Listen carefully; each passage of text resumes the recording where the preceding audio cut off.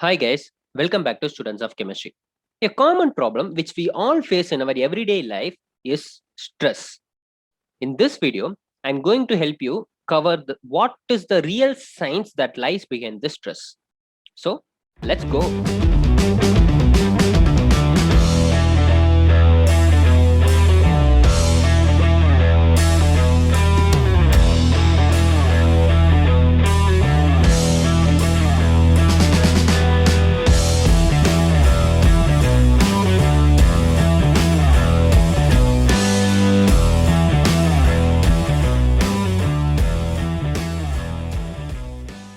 As the name of this video suggests, I'm going to start with a hormone called cortisol.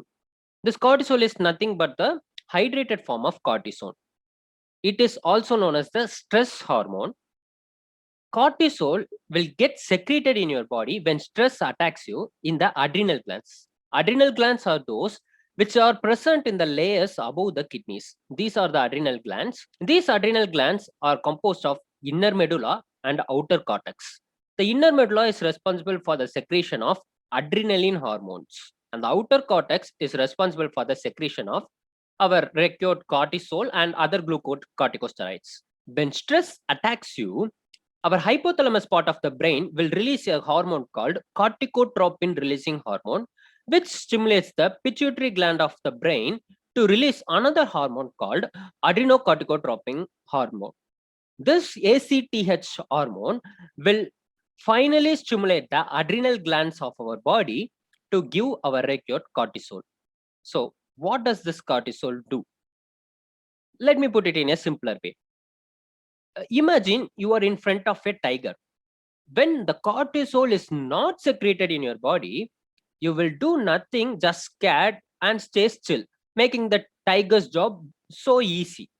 But when the cortisol gets secreted, cortisol will use the muscles in our body to release amino acids and use the liver in our body to release glucose and use the adipose tissue, otherwise known as fat tissue, which is present in the skin, to release fatty acids into our bloodstream. We will use this amino acids, glucose, and fatty acids in the bloodstream as a form of energy to fight against the stress, to fight against the tiger in this example. So, if cortisol gets secreted, you will do something to escape from that tiger. So, cortisol is good, right? Yes, but no. First, we will explore what are the good effects of cortisol. This is cortisol, which I have already mentioned is the hydrated form of cortisol. See the red colored bond in cortisol. If you replace the single bond by a double bond, it is called as prednisone. It is a synthetic application of cortisol. And the hydrated form of prednisone is called as prednisolone. And if you remove a proton from prednisolone and add a fluoride ion in it, you will get something called dexamethasone. These are the synthetic applications of cortisol. These steroids are very much useful in the drug industry. These steroids are used as medicine for cure rheumatic arthritis and colitis. Colitis is something that is called the inflammation of digestive tract. More specifically, the inflammation of the colon part of the digestive tract. And most importantly, is used to treat asthma, the inhalers for which are made up of corticosteroids. So again, cortisol is good, right? Yes, but at a limited level and at a limited period of time. Now we can see what are the bad effects that is caused by the cortisol. This is a graph showing cortisol levels, which I have took from my reference book. In this graph, x-axis is time and y-axis is the cortisol secretion levels in microgram per deciliter. If you observe this graph carefully, you may see a decreased level of cortisol secretion at midnight. This is because your body just relaxes before it goes to bed. So this relaxation before bed helps your body to decrease the cortisol level secretion. And again, in turn, your body plays a brilliant idea to wake you up. It increases your cortisol level from 4 a.m. to wake you up so that we know that it is time to wake up. So this is the reason why early risers are very much healthy. If you're a man, woke up at 4 a.m. or say 5 a.m., then their cortisol level will not increase about 12 microgram per deciliter. After we wake up, our cortisol level decreases exponentially. So this is the reason why early risers are very much healthy. And after we woke up, we have another relaxation period of cortisol levels. And if stress attacks you at the noon, the cortisol level will increase, and we will use up the energy secreted by the cortisol to decrease the cortisol level. So if we use up the energy created by the cortisol completely, then the cortisol level will cease completely. But unfortunately, our modern day stress is too much so that we end up not using the energy secreted by the cortisol.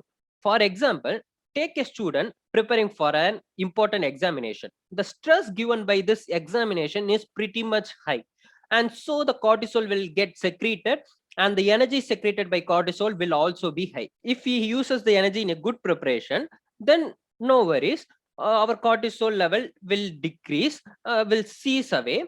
But it is not the case. Students also develop stress when they are preparing, and some students won't prepare itself and create more and more and more stress.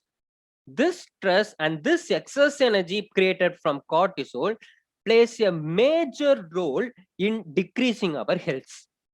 There are many examples, not only examination of a student, there are many examples like work deadlines for an employee, financial crisis of an individual, and so on. If this happens, and if you didn't use the energy created by the cortisol, if you are introduced to the stress and the relaxation period of afternoon, the cortisol level doesn't cease at all. It will remain intact. The worst part is, if you are an improper sleeper, if you don't go to bed early, then the relaxation before bed also ceases, and we don't have any relaxation at all. Our body is not designed to do whatever we want. This cortisol level doesn't cease away, so it will produce some energy more and more and more. We end up not using that energy, and guess what? That energy kills our health. For example, the excess fatty acids generated by the cortisol will lead us to obesity, hypertension, and the excess sugars, that the excess glucose level secreted by the cortisol will lead us to diabetes, and the excess amino acids secreted by the cortisol will lead us to fatigue. That is the reason why you feel hungry most of the time. In addition to all of these, we will also experience depression, irregular periods in women, low sex drive in both the genders, and the Alzheimer's disease. It is not only by the saying, even science says that your stress is in your hands. You are the only one who can maintain and suppress your stress. This is my reference book called The Cortisol Connection. I named this video after this book. Very great book by Sean Talbot. So that's it for today, guys. If you like this video, please like, share, comment, subscribe, and turn on the bell notification. Don't worry if you have any stress. Face everything with your positivity and with a great smile in your face. I am SSN. You have watched Students of Chemistry. Thank you.